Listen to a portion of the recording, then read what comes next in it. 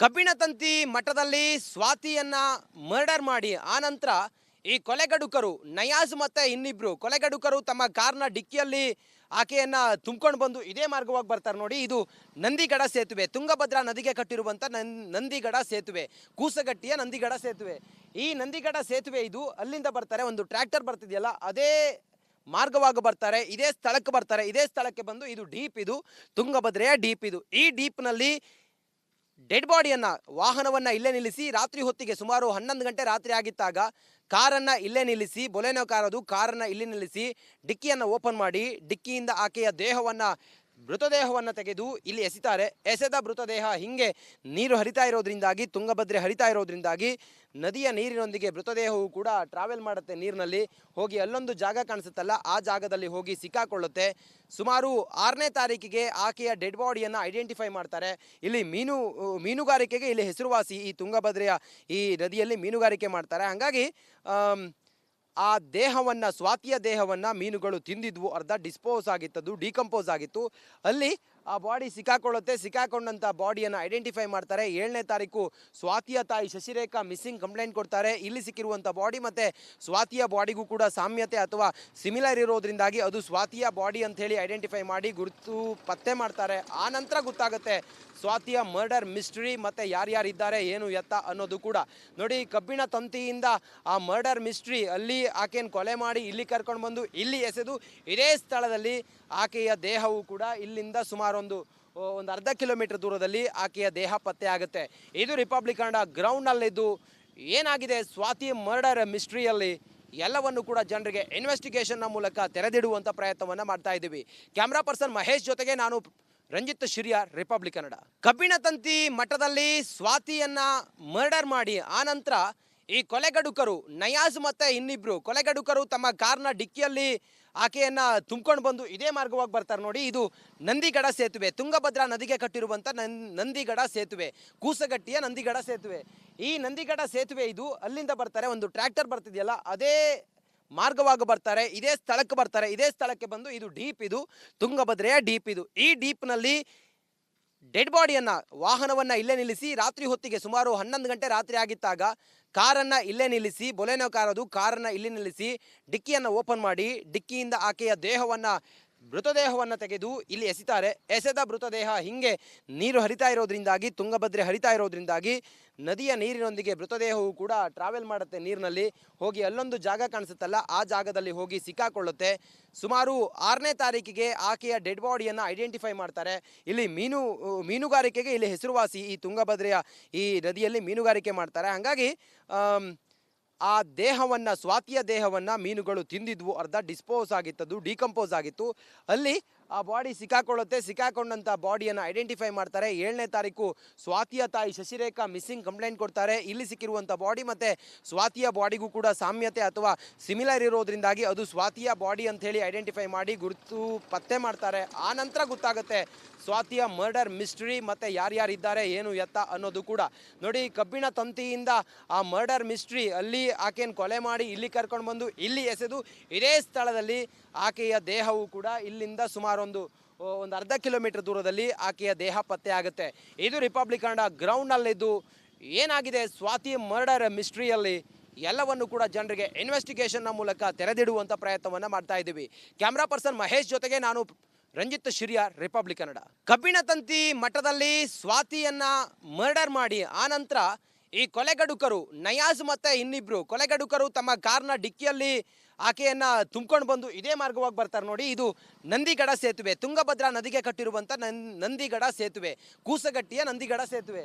ಈ ನಂದಿಗಡ ಸೇತುವೆ ಇದು ಅಲ್ಲಿಂದ ಬರ್ತಾರೆ, ಒಂದು ಟ್ರ್ಯಾಕ್ಟರ್ ಬರ್ತಿದೆಯಲ್ಲ ಅದೇ ಮಾರ್ಗವಾಗಿ ಬರ್ತಾರೆ, ಇದೇ ಸ್ಥಳಕ್ಕೆ ಬರ್ತಾರೆ. ಇದೇ ಸ್ಥಳಕ್ಕೆ ಬಂದು ಇದು ಡೀಪ್, ಇದು ತುಂಗಭದ್ರೆಯ ಡೀಪ್. ಇದು ಈ ಡೀಪ್ನಲ್ಲಿ ಡೆಡ್ ಬಾಡಿಯನ್ನು, ವಾಹನವನ್ನು ಇಲ್ಲೇ ನಿಲ್ಲಿಸಿ ರಾತ್ರಿ ಹೊತ್ತಿಗೆ ಸುಮಾರು 11 ಗಂಟೆ ರಾತ್ರಿ ಆಗಿದ್ದಾಗ ಕಾರನ್ನು ಇಲ್ಲೇ ನಿಲ್ಲಿಸಿ, ಬೊಲೆನೋ ಕಾರ್ ಅದು, ಕಾರನ್ನು ಇಲ್ಲಿ ನಿಲ್ಲಿಸಿ ಡಿಕ್ಕಿಯನ್ನು ಓಪನ್ ಮಾಡಿ ಡಿಕ್ಕಿಯಿಂದ ಆಕೆಯ ಮೃತದೇಹವನ್ನು ತೆಗೆದು ಇಲ್ಲಿ ಎಸಿತಾರೆ. ಎಸೆದ ಮೃತದೇಹ ಹಿಂಗೆ ನೀರು ಹರಿತಾ ಇರೋದ್ರಿಂದಾಗಿ, ತುಂಗಭದ್ರೆ ಹರಿತಾ ಇರೋದ್ರಿಂದಾಗಿ ನದಿಯ ನೀರಿನೊಂದಿಗೆ ಮೃತದೇಹವು ಕೂಡ ಟ್ರಾವೆಲ್ ಮಾಡುತ್ತೆ. ನೀರಿನಲ್ಲಿ ಹೋಗಿ ಅಲ್ಲೊಂದು ಜಾಗ ಕಾಣಿಸುತ್ತಲ್ಲ, ಆ ಜಾಗದಲ್ಲಿ ಹೋಗಿ ಸಿಕ್ಕಾಕೊಳ್ಳುತ್ತೆ. ಸುಮಾರು 6ನೇ ತಾರೀಕಿಗೆ ಆಕೆಯ ಡೆಡ್ ಬಾಡಿಯನ್ನು ಐಡೆಂಟಿಫೈ ಮಾಡ್ತಾರೆ. ಇಲ್ಲಿ ಮೀನುಗಾರಿಕೆಗೆ ಇಲ್ಲಿ ಹೆಸರುವಾಸಿ ಈ ತುಂಗಭದ್ರೆಯ ಈ ನದಿಯಲ್ಲಿ ಮೀನುಗಾರಿಕೆ ಮಾಡ್ತಾರೆ. ಹಾಗಾಗಿ ಆ ದೇಹವನ್ನು, ಸ್ವಾತಿಯ ದೇಹವನ್ನು ಮೀನುಗಳು ತಿಂದಿದ್ವು. ಅರ್ಧ ಡಿಸ್ಪೋಸ್ ಆಗಿತ್ತದು, ಡಿಕಂಪೋಸ್ ಆಗಿತ್ತು. ಅಲ್ಲಿ ಆ ಬಾಡಿ ಸಿಕ್ಕಾಕೊಳ್ಳುತ್ತೆ. ಸಿಕ್ಕಾಕೊಂಡಂಥ ಬಾಡಿಯನ್ನು ಐಡೆಂಟಿಫೈ ಮಾಡ್ತಾರೆ. 7ನೇ ತಾರೀಕು ಸ್ವಾತಿಯ ತಾಯಿ ಶಶಿರೇಖಾ ಮಿಸ್ಸಿಂಗ್ ಕಂಪ್ಲೇಂಟ್ ಕೊಡ್ತಾರೆ. ಇಲ್ಲಿ ಸಿಕ್ಕಿರುವಂಥ ಬಾಡಿ ಮತ್ತು ಸ್ವಾತಿಯ ಬಾಡಿಗೂ ಕೂಡ ಸಾಮ್ಯತೆ ಅಥವಾ ಸಿಮಿಲರ್ ಇರೋದ್ರಿಂದಾಗಿ ಅದು ಸ್ವಾತಿಯ ಬಾಡಿ ಅಂಥೇಳಿ ಐಡೆಂಟಿಫೈ ಮಾಡಿ ಗುರುತು ಪತ್ತೆ ಮಾಡ್ತಾರೆ. ಆ ನಂತರ ಗೊತ್ತಾಗುತ್ತೆ ಸ್ವಾತಿಯ ಮರ್ಡರ್ ಮಿಸ್ಟ್ರಿ ಮತ್ತು ಯಾರ್ಯಾರಿದ್ದಾರೆ, ಏನು ಎತ್ತ ಅನ್ನೋದು ಕೂಡ. ನೋಡಿ, ಕಬ್ಬಿಣ ತಂತಿಯಿಂದ ಆ ಮರ್ಡರ್ ಮಿಸ್ಟ್ರಿ, ಅಲ್ಲಿ ಆಕೆಯನ್ನು ಕೊಲೆ ಮಾಡಿ ಇಲ್ಲಿ ಕರ್ಕೊಂಡು ಬಂದು ಇಲ್ಲಿ ಎಸೆದು ಇದೇ ಸ್ಥಳದಲ್ಲಿ ಆಕೆಯ ದೇಹವು ಕೂಡ ಇಲ್ಲಿಂದ ಸುಮಾರು ಒಂದು ಅರ್ಧ ಕಿಲೋಮೀಟರ್ ದೂರದಲ್ಲಿ ಆಕೆಯ ದೇಹ ಪತ್ತೆ ಆಗುತ್ತೆ. ಇದು ರಿಪಬ್ಲಿಕ್ ಕನ್ನಡ ಗ್ರೌಂಡ್ನಲ್ಲಿದ್ದು ಏನಾಗಿದೆ ಸ್ವಾತಿ ಮರ್ಡರ್ ಮಿಸ್ಟ್ರಿಯಲ್ಲಿ ಎಲ್ಲವನ್ನು ಕೂಡ ಜನರಿಗೆ ಇನ್ವೆಸ್ಟಿಗೇಷನ್ನ ಮೂಲಕ ತೆರೆದಿಡುವಂಥ ಪ್ರಯತ್ನವನ್ನು ಮಾಡ್ತಾ ಇದ್ದೀವಿ. ಕ್ಯಾಮ್ರಾ ಪರ್ಸನ್ ಮಹೇಶ್ ಜೊತೆಗೆ ನಾನು ರಂಜಿತ್ ಶಿರಿಯಾರ್, ರಿಪಬ್ಲಿಕ್ ಕನ್ನಡ.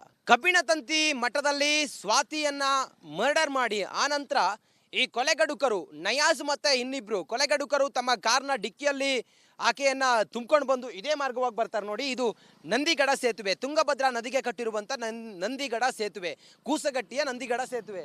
ಈ ನಂದಿಗಡ ಸೇತುವೆ ಇದು. ಅಲ್ಲಿಂದ ಬರ್ತಾರೆ, ಒಂದು ಟ್ರ್ಯಾಕ್ಟರ್ ಬರ್ತಿದೆಯಲ್ಲ ಅದೇ ಮಾರ್ಗವಾಗಿ ಬರ್ತಾರೆ, ಇದೇ ಸ್ಥಳಕ್ಕೆ ಬರ್ತಾರೆ. ಇದೇ ಸ್ಥಳಕ್ಕೆ ಬಂದು ಇದು ಡೀಪ್, ಇದು ತುಂಗಭದ್ರೆಯ ಡೀಪ್. ಇದು ಈ ಡೀಪ್ನಲ್ಲಿ ಡೆಡ್ ಬಾಡಿಯನ್ನು, ವಾಹನವನ್ನು ಇಲ್ಲೇ ನಿಲ್ಲಿಸಿ ರಾತ್ರಿ ಹೊತ್ತಿಗೆ ಸುಮಾರು 11 ಗಂಟೆ ರಾತ್ರಿ ಆಗಿದ್ದಾಗ ಕಾರನ್ನು ಇಲ್ಲೇ ನಿಲ್ಲಿಸಿ, ಬೊಲೆನೋ ಕಾರ್ ಅದು, ಕಾರನ್ನು ಇಲ್ಲಿ ನಿಲ್ಲಿಸಿ ಡಿಕ್ಕಿಯನ್ನು ಓಪನ್ ಮಾಡಿ ಡಿಕ್ಕಿಯಿಂದ ಆಕೆಯ ದೇಹವನ್ನು, ಮೃತದೇಹವನ್ನು ತೆಗೆದು ಇಲ್ಲಿ ಎಸಿತಾರೆ. ಎಸೆದ ಮೃತದೇಹ ಹಿಂಗೆ ನೀರು ಹರಿತಾ ಇರೋದ್ರಿಂದಾಗಿ, ತುಂಗಭದ್ರೆ ಹರಿತಾ ಇರೋದ್ರಿಂದಾಗಿ ನದಿಯ ನೀರಿನೊಂದಿಗೆ ಮೃತದೇಹವು ಕೂಡ ಟ್ರಾವೆಲ್ ಮಾಡುತ್ತೆ. ನೀರಿನಲ್ಲಿ ಹೋಗಿ ಅಲ್ಲೊಂದು ಜಾಗ ಕಾಣಿಸುತ್ತಲ್ಲ, ಆ ಜಾಗದಲ್ಲಿ ಹೋಗಿ ಸಿಕ್ಕಾಕೊಳ್ಳುತ್ತೆ. ಸುಮಾರು 6ನೇ ತಾರೀಕಿಗೆ ಆಕೆಯ ಡೆಡ್ ಬಾಡಿಯನ್ನು ಐಡೆಂಟಿಫೈ ಮಾಡ್ತಾರೆ. ಇಲ್ಲಿ ಮೀನುಗಾರಿಕೆಗೆ ಇಲ್ಲಿ ಹೆಸರುವಾಸಿ ಈ ತುಂಗಭದ್ರೆಯ ಈ ನದಿಯಲ್ಲಿ ಮೀನುಗಾರಿಕೆ ಮಾಡ್ತಾರೆ. ಹಾಗಾಗಿ ಆ ದೇಹವನ್ನು, ಸ್ವಾತಿಯ ದೇಹವನ್ನು ಮೀನುಗಳು ತಿಂದಿದ್ವು. ಅರ್ಧ ಡಿಸ್ಪೋಸ್ ಆಗಿತ್ತದು, ಡಿಕಂಪೋಸ್ ಆಗಿತ್ತು.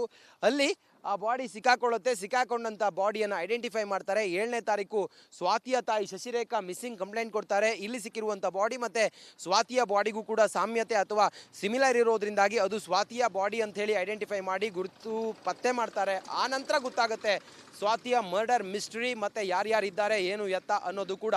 ನೋಡಿ, ಕಬ್ಬಿಣ ತಂತಿಯಿಂದ ಆ ಮರ್ಡರ್ ಮಿಸ್ಟ್ರಿ, ಅಲ್ಲಿ ಆಕೆಯನ್ನು ಕೊಲೆ ಮಾಡಿ ಇಲ್ಲಿ ಕರ್ಕೊಂಡು ಬಂದು ಇಲ್ಲಿ ಎಸೆದು ಇದೇ ಸ್ಥಳದಲ್ಲಿ ಆಕೆಯ ದೇಹವು ಕೂಡ ಇಲ್ಲಿಂದ ಸುಮಾರು ಒಂದು ಅರ್ಧ ಕಿಲೋಮೀಟರ್ ದೂರದಲ್ಲಿ ಆಕೆಯ ದೇಹ ಪತ್ತೆ ಆಗುತ್ತೆ. ಇದು ರಿಪಬ್ಲಿಕ್ ಕನ್ನಡ ಗ್ರೌಂಡ್ನಲ್ಲಿದ್ದು ಏನಾಗಿದೆ ಸ್ವಾತಿ ಮರ್ಡರ್ ಮಿಸ್ಟ್ರಿಯಲ್ಲಿ ಎಲ್ಲವನ್ನು ಕೂಡ ಜನರಿಗೆ ಇನ್ವೆಸ್ಟಿಗೇಷನ್ನ ಮೂಲಕ ತೆರೆದಿಡುವಂಥ ಪ್ರಯತ್ನವನ್ನು ಮಾಡ್ತಾ ಇದ್ದೀವಿ. ಕ್ಯಾಮ್ರಾ ಪರ್ಸನ್ ಮಹೇಶ್ ಜೊತೆಗೆ ನಾನು ರಂಜಿತ್ ಶಿರಿಯಾರ್, ರಿಪಬ್ಲಿಕ್ ಕನ್ನಡ. ಕಬ್ಬಿಣ ತಂತಿ ಮಠದಲ್ಲಿ ಸ್ವಾತಿಯನ್ನ ಮರ್ಡರ್ ಮಾಡಿ ಆನಂತರ ಈ ಕೊಲೆಗಡುಕರು ನಯಾಜ್ ಮತ್ತೆ ಇನ್ನಿಬ್ರು ಕೊಲೆಗಡುಕರು ತಮ್ಮ ಕಾರ್ನ ಡಿಕ್ಕಿಯಲ್ಲಿ ಆಕೆಯನ್ನ ತುಂಬ್ಕೊಂಡು ಬಂದು ಇದೇ ಮಾರ್ಗವಾಗಿ ಬರ್ತಾರೆ. ನೋಡಿ, ಇದು ನಂದಿಗಡ ಸೇತುವೆ, ತುಂಗಭದ್ರಾ ನದಿಗೆ ಕಟ್ಟಿರುವಂಥ ನಂದಿಗಡ ಸೇತುವೆ, ಕೂಸಗಟ್ಟಿಯ ನಂದಿಗಡ ಸೇತುವೆ. ಈ ನಂದಿಗಡ ಸೇತುವೆ ಇದು. ಅಲ್ಲಿಂದ ಬರ್ತಾರೆ, ಒಂದು ಟ್ರ್ಯಾಕ್ಟರ್ ಬರ್ತಿದೆಯಲ್ಲ ಅದೇ ಮಾರ್ಗವಾಗಿ ಬರ್ತಾರೆ, ಇದೇ ಸ್ಥಳಕ್ಕೆ ಬರ್ತಾರೆ. ಇದೇ ಸ್ಥಳಕ್ಕೆ ಬಂದು ಇದು ಡೀಪ್, ಇದು ತುಂಗಭದ್ರೆಯ ಡೀಪ್. ಇದು ಈ ಡೀಪ್ನಲ್ಲಿ ಡೆಡ್ ಬಾಡಿಯನ್ನು, ವಾಹನವನ್ನು ಇಲ್ಲೇ ನಿಲ್ಲಿಸಿ ರಾತ್ರಿ ಹೊತ್ತಿಗೆ ಸುಮಾರು 11 ಗಂಟೆ ರಾತ್ರಿ ಆಗಿದ್ದಾಗ ಕಾರನ್ನು ಇಲ್ಲೇ ನಿಲ್ಲಿಸಿ, ಬೊಲೆನೋ ಕಾರ್ ಅದು, ಕಾರನ್ನು ಇಲ್ಲಿ ನಿಲ್ಲಿಸಿ ಡಿಕ್ಕಿಯನ್ನು ಓಪನ್ ಮಾಡಿ ಡಿಕ್ಕಿಯಿಂದ ಆಕೆಯ ದೇಹವನ್ನು, ಮೃತದೇಹವನ್ನು ತೆಗೆದು ಇಲ್ಲಿ ಎಸಿತಾರೆ. ಎಸೆದ ಮೃತದೇಹ ಹಿಂಗೆ ನೀರು ಹರಿತಾ ಇರೋದ್ರಿಂದಾಗಿ, ತುಂಗಭದ್ರೆ ಹರಿತಾ ಇರೋದ್ರಿಂದಾಗಿ ನದಿಯ ನೀರಿನೊಂದಿಗೆ ಮೃತದೇಹವು ಕೂಡ ಟ್ರಾವೆಲ್ ಮಾಡುತ್ತೆ. ನೀರಿನಲ್ಲಿ ಹೋಗಿ ಅಲ್ಲೊಂದು ಜಾಗ ಕಾಣಿಸುತ್ತಲ್ಲ, ಆ ಜಾಗದಲ್ಲಿ ಹೋಗಿ ಸಿಕ್ಕಾಕೊಳ್ಳುತ್ತೆ. ಸುಮಾರು 6ನೇ ತಾರೀಕಿಗೆ ಆಕೆಯ ಡೆಡ್ ಬಾಡಿಯನ್ನು ಐಡೆಂಟಿಫೈ ಮಾಡ್ತಾರೆ. ಇಲ್ಲಿ ಮೀನುಗಾರಿಕೆಗೆ ಇಲ್ಲಿ ಹೆಸರುವಾಸಿ ಈ ತುಂಗಭದ್ರೆಯ ಈ ನದಿಯಲ್ಲಿ ಮೀನುಗಾರಿಕೆ ಮಾಡ್ತಾರೆ. ಹಾಗಾಗಿ ಆ ದೇಹವನ್ನು, ಸ್ವಾತಿಯ ದೇಹವನ್ನು ಮೀನುಗಳು ತಿಂದಿದ್ವು. ಅರ್ಧ ಡಿಸ್ಪೋಸ್ ಆಗಿತ್ತದು, ಡಿಕಂಪೋಸ್ ಆಗಿತ್ತು.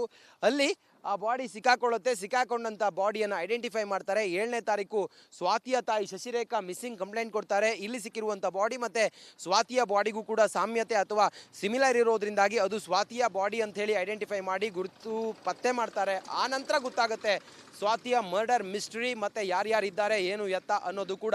ನೋಡಿ, ಕಬ್ಬಿಣ ತಂತಿಯಿಂದ ಆ ಮರ್ಡರ್ ಮಿಸ್ಟ್ರಿ, ಅಲ್ಲಿ ಆಕೆಯನ್ನು ಕೊಲೆ ಮಾಡಿ ಇಲ್ಲಿ ಕರ್ಕೊಂಡು ಬಂದು ಇಲ್ಲಿ ಎಸೆದು ಇದೇ ಸ್ಥಳದಲ್ಲಿ ಆಕೆಯ ದೇಹವು ಕೂಡ ಇಲ್ಲಿಂದ ಸುಮಾರು ಒಂದು ಒಂದು ಅರ್ಧ ಕಿಲೋಮೀಟರ್ ದೂರದಲ್ಲಿ ಆಕೆಯ ದೇಹ ಪತ್ತೆ ಆಗುತ್ತೆ. ಇದು ರಿಪಬ್ಲಿಕ್ ಕನ್ನಡ ಗ್ರೌಂಡ್ನಲ್ಲಿದ್ದು ಏನಾಗಿದೆ ಸ್ವಾತಿ ಮರ್ಡರ್ ಮಿಸ್ಟ್ರಿಯಲ್ಲಿ ಎಲ್ಲವನ್ನು ಕೂಡ ಜನರಿಗೆ ಇನ್ವೆಸ್ಟಿಗೇಷನ್ನ ಮೂಲಕ ತೆರೆದಿಡುವಂಥ ಪ್ರಯತ್ನವನ್ನು ಮಾಡ್ತಾ ಇದ್ದೀವಿ. ಕ್ಯಾಮ್ರಾ ಪರ್ಸನ್ ಮಹೇಶ್ ಜೊತೆಗೆ ನಾನು ರಂಜಿತ್ ಶಿರಿಯಾರ್, ರಿಪಬ್ಲಿಕ್ ಕನ್ನಡ.